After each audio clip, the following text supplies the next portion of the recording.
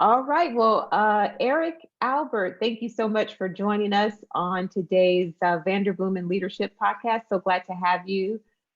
And you're part of the Vanderbloemen team. Have you ever been interviewed on a podcast before for us? No, no, I don't think so. Well, great. Well, we're so glad to have you. Well, thanks for taking time out of your schedule. Why don't you tell our listening audience just a little bit about who you are, what you do for Vanderbloemen? Tell us a little bit about your history, where you're from, how you grew up. Just let the audience get to know you a little bit. Sure, sure. So I'm one of our executive search consultants here at Vanderbloemen. I've been here for a couple of years. Before this, I served kind of in the nonprofit, and I've served in the for-profit sector as well. Most recently, I was on staff at Second Baptist in Houston. Before that, at the Okay. Woodlands United Methodist Church in the Woodlands, Texas.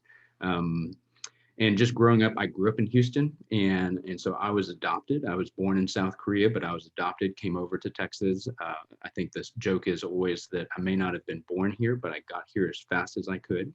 That's Um, right. so raised in Katy, and and I think that there just came a point where I became aware that I did not look like anybody else at my school, but also I looked different in family pictures. That I did not match up with anybody. So I think that just for me as a kid, that from an early age, that I realized you just kind of have to either accept it or deny it, Hmm. and so that was that. We've had some good conversations. My wife and I, we have three teenage kids, so pray for us. And we've had some good conversations with them. They're 14, 18, and almost 20. And just good conversations with them in the last 4 or 5 years with each one of them, just about what that means for them, what diversity means for them, and Hmm. what that means for their friends and conversations that they overhear and what they read on social media. So um, it has been very, it's good. It's been very interesting to see it really kind of be able to bubble up to the top. Um, and ultimately our goal is that it doesn't just become a buzzword. Hmm. Hmm.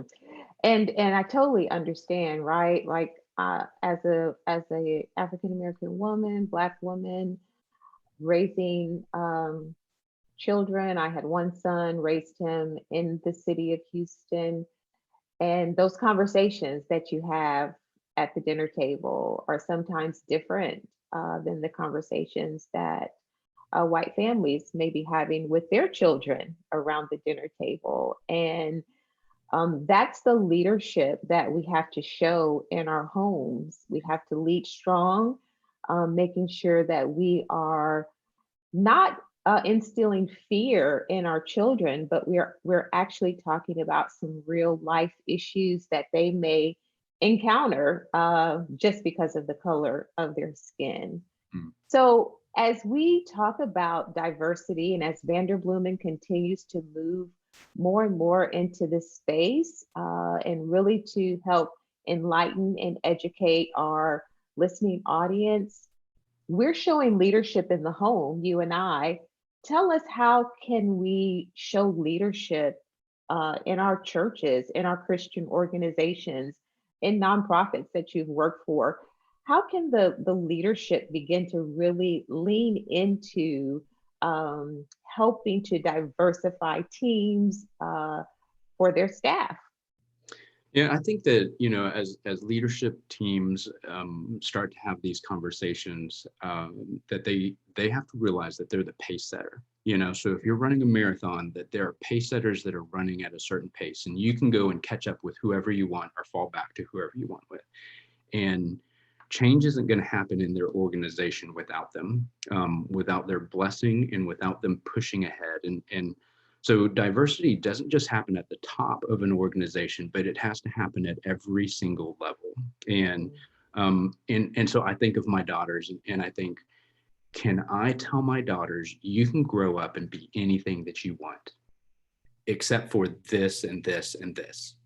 So if your organization reflects it at the top and at the bottom, diversity, not just race and gender, but experience, culture, to be able to say, if you just started at this company, you can see, hey, there's not a ceiling, but that I can work my way to that decision table, and I can see a reflection of me there. I think that's kind of the role that we play in that leadership role of being able to remove that ceiling, to be able to say, hey, you can't just go to middle management, but you can come and sit at this table. You can become the president of it, the CEO, the COO, the senior pastor, whatever role that it is. Mm-hmm. Yeah, so when we're talking to that executive leadership team, that C-suite space, and we sit down and really have conversations with them about diversity, what can we tell them on how to help them sort of build their team where it reflects the demographics that they serve or the demographics that they're looking to serve? What are just some like practical steps that that executive team can take in order to really lead strong in that area for their organization? Yeah, I think that some of the things that they can do is they have to realize that they have to be comfortable with being uncomfortable, Mm, because it is very easy to hire and surround yourself with people that look like you, that enjoy doing the same things as you, that listen to the same music, that we dress like, that I'm comfortable with them because there's no, I'm not being pressed. And I think mhm, that we have to get leaders to start being able to say it out loud, that they're comfortable with being uncomfortable, that they're willing to receive that angry email, that they're willing to that they're going to have to go through some tough things to be able to get to where they want to be, and we'll never get there. It is always a work in progress.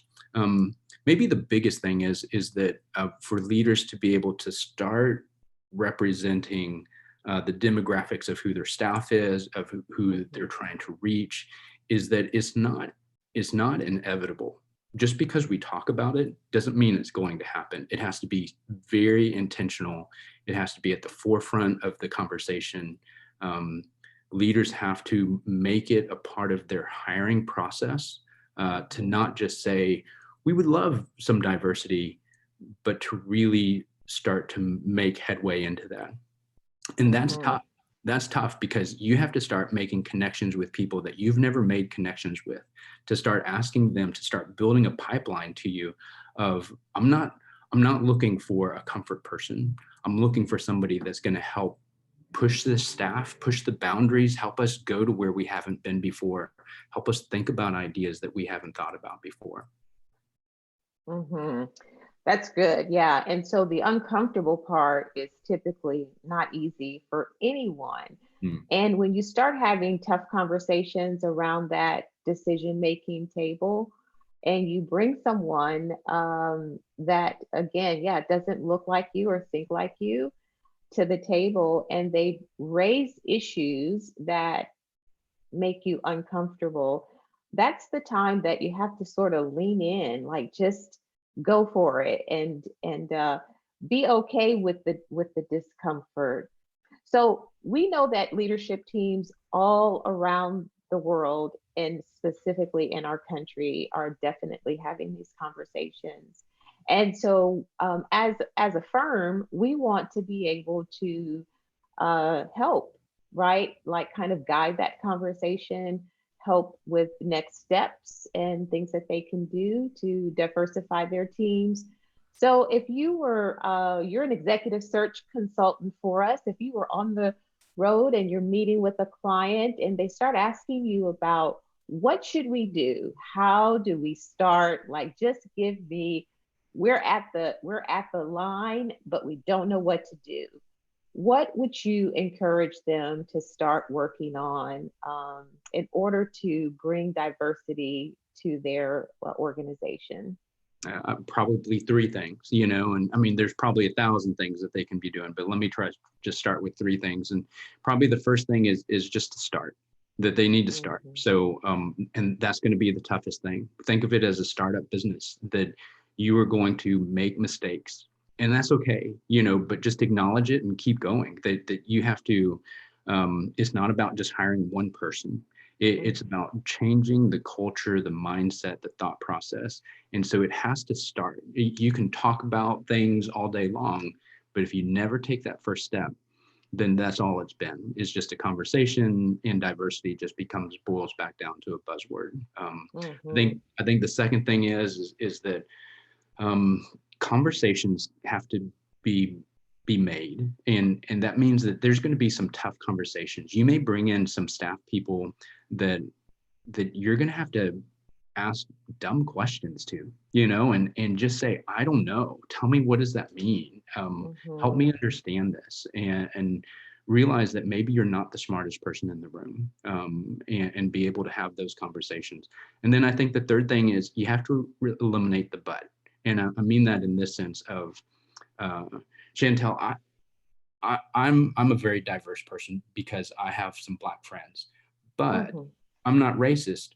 But I think that women can do anything. But, and I think Mhm. that when we remove that, when we hear ourselves saying that, we have to realize I I have to I have to stop that. I'm I'm unjustifying everything that I'm saying beforehand, and everything that you're going to hear is after the but. So if I remove that, I think that it helps us start to move to that place where actions can start to happen. And Mhm. so I would say those three things: to start, just start, Mhm. to have those conversations and eliminate the but. Yeah, those are great. And one way that our listening audience could start is by taking the Vanderbloemen Diversity Readiness Tool. It's a free tool, doesn't cost anything. You can go out there, answer 10 questions, which will sort of give you a ranking on where you are as it relates to diversity. And then that will let you know that maybe you should have a conversation with one of our team members, maybe one of our diversity council, and that can then begin to help you with those next steps. But you're right, just getting started, and I think the starting is not just in the boardroom. Sometimes the starting is in your individual lives, being uncomfortable first in your own home. Maybe you invite someone over that doesn't look like you, that is outside of your normal interactive circle. Have them over for dinner and start having uncomfortable conversations just at your own dinner table, which will, I think, bring great insight as you take that information to the boardroom. And those are some great tips, Eric. And I really appreciate you coming on today to talk to us about diversity as we lean in. Thank you for joining us on that diversity council. I mean, your background is one that is not unique. There are several people that are probably listening today that were raised in homes where maybe their adopted family or foster family didn't look like them, and they had to navigate those waters. And so sharing your insight today is just fantastic. So thanks for joining us, and we look forward to all that the Lord is going to do through this new diversity practice. And I'm so glad to have you on the team.